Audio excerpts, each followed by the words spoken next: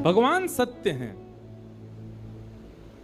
अत्यंत असत्य बोलने वाला व्यक्ति भी ठाकुर जी के सामने असत्य नहीं बोल सकता, वहां सत्य ही प्रकट होता है। तो मैं कथाओं में कहा करता हूं, 108 माला रोज करने वाला, नित्य तिलक लगाने वाला, कंठी माला धारण करने वाला, एकादशी व्रत करने वाला, हर महीने वृंदावन जाने वाला, उस व्यक्ति का जितना पुण्य है, उस व्यक्ति की जितनी भक्ति है, उस व्यक्ति की जितनी श्रेष्ठता है, उतनी ही श्रेष्ठता उस व्यक्ति की भी है जो सत्य का आचरण करता है।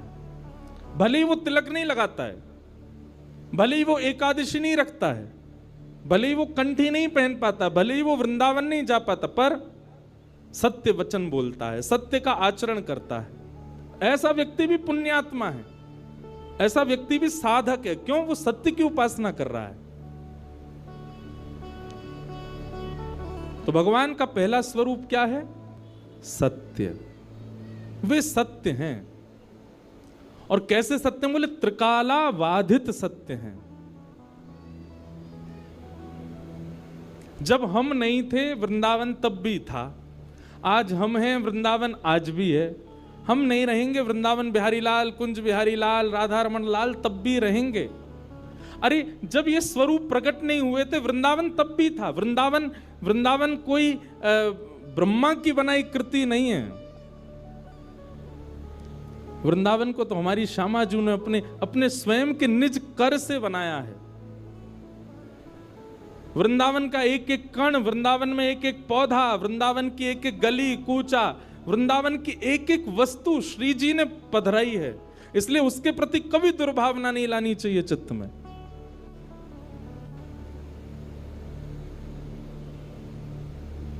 किशोरी जी ने स्पष्ट कर दिया था ठाकुर जी को कि यदि आप हमको अपनी लीला में ले जाना चाहते हो तो 3 वस्तु आपको पृथ्वी पर ले जानी पड़ेंगी।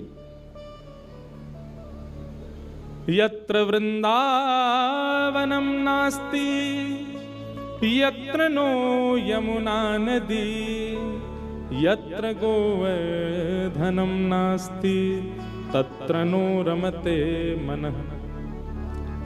वृंदावन, यमुना जी और श्री गोवर्धन, ये 3 ब्रह्मा ने नहीं बनाए हैं। इन तीनों का निर्माण श्री गोलोक धाम में स्वयं हमारी वृषभानु दुलारी श्यामा जी ने निज कर से किया है। श्री जी यहीं विरह करती रहती, यहीं विहार करती रहती हैं, वो कहीं नहीं जाती। जब ठाकुर जी आ रहे थे ब्रज भूमि पर लीला करने के लिए, श्री जी को कहा आप भी चलो, तो श्री जी ने कहा ये 3 जहां होते मैं वहीं रहती हूं, मेरा इनके अलावा मन नहीं लगता। तब ठाकुर जी गोलोक धाम से रेप्लिका भी नहीं, कॉपी भी नहीं, साक्षात वृंदावन यमुना जी और श्री गोवर्धन को लेकर के वृंदावन आए, भूमि पर आए और आकर के उसको व्यवस्थित किया।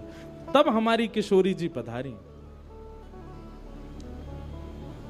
तब हमारी लाडली जी आई। इतना प्रिय है किशोरी जी को वृंदावन। आज कथा में आने से पहले वृंदावन महिमामृत एक ग्रंथ है, उस ग्रंथ को मैं देख रहा था। तो उस ग्रंथ में श्री प्रबोधानंद सरस्वती वो वृंदावन की महिमा बताते हुए कहते हैं, बहुत ध्यान से सुनिएगा।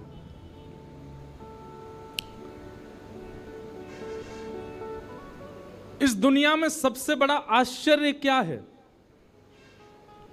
इस दुनिया में सबसे बड़ा आश्चर्य है भगवान, सबसे बड़े आश्चर्य।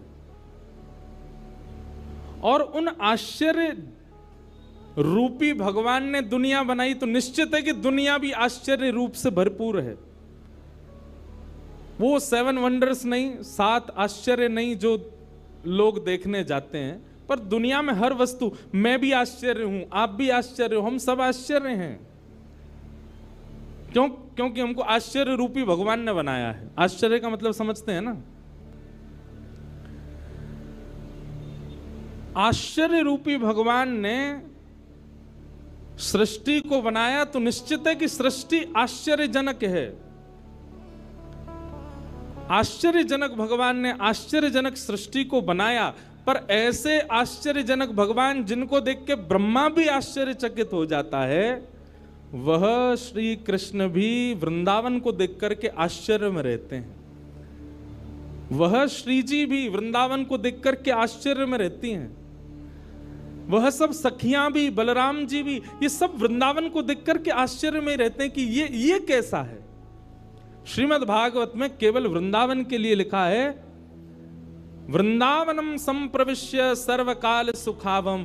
ठाकुर जी इतने प्रसन्न हुए, जैसे ही वृंदावन आए तो वृंदावन आते ही ठाकुर जी की प्रसन्नता में नेत्रों से अश्रुबिंदु प्रकट हो गए ठाकुर जी। और वृंदावन में ठाकुर जी को कुछ करना, वो तो बाद की बात है, बस ठाकुर जी को बैठे रहना ही पसंद है। वहां की ब्यार चलती रहे, वृंदावन के वृक्ष झूमते रहें, वृंदावन में ठाकुर जी को बैठना प्रिय है, केवल देखते रहना प्रिय है। इतना प्रिय है ठाकुर जी को वृंदावन। ऐसा वृंदावन, तो वृंदावन भी सत्य है। जैसे ठाकुर जी का स्वरूप सत्य है, वृंदावन भी सत्य है। क्यों?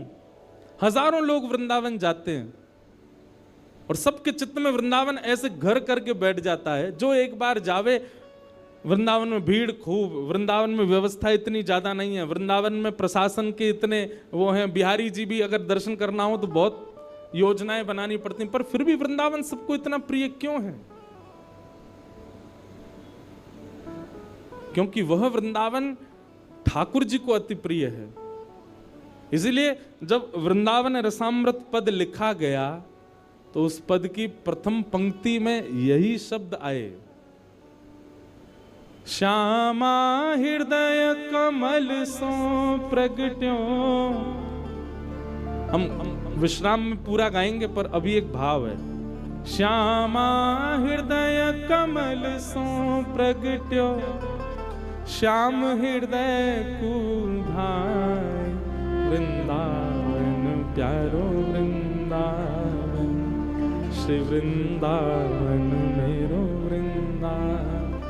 वृंदावन किशोरी जी के हृदय से प्रकट हुआ है। और जब किशोरी जी के हृदय से वृंदावन प्रकट हुआ तो ठाकुर जी को वृंदावन ने इतना भाया, इतना भाया, इतना भाया। अरे भैया, किसी को कोई स्थान भा जाए तो वो वहां एक घर बनाता है। जैसे चंडीगढ़ के लोगों को शिमला भा जाए तो शिमला में एक घर बना लेते, ज्यादा पैसा आ जाए तो। और पैसा नहीं भी आए तो उसका ड्रीम क्या होता, पैसा आएगा तो सबसे पहले क्या करेंगे, बोलो, शिमला में घर बनाएंगे।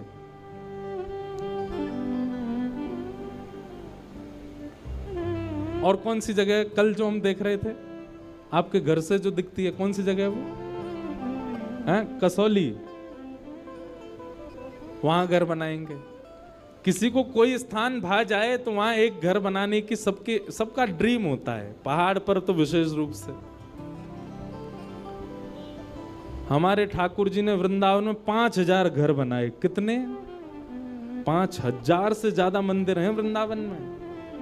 वृंदावन का मतलब आप केवल वही मत समझा कीजिए छठीगरा से लेकर के और यमुना जी तक। संपूर्ण 84 कोस जो है ये पूरा वृंदावन ही है। पर जहां बिहारी जी विराज रहे हैं, राधा वल्लभ जी विराज रहे हैं, राधा रमण जी विराज रहे हैं, यमुना जी बह रही हैं, गोपेश्वर महादेव हैं, ये उस 84 कोस वृंदावन का मध्य है, सेंटर है।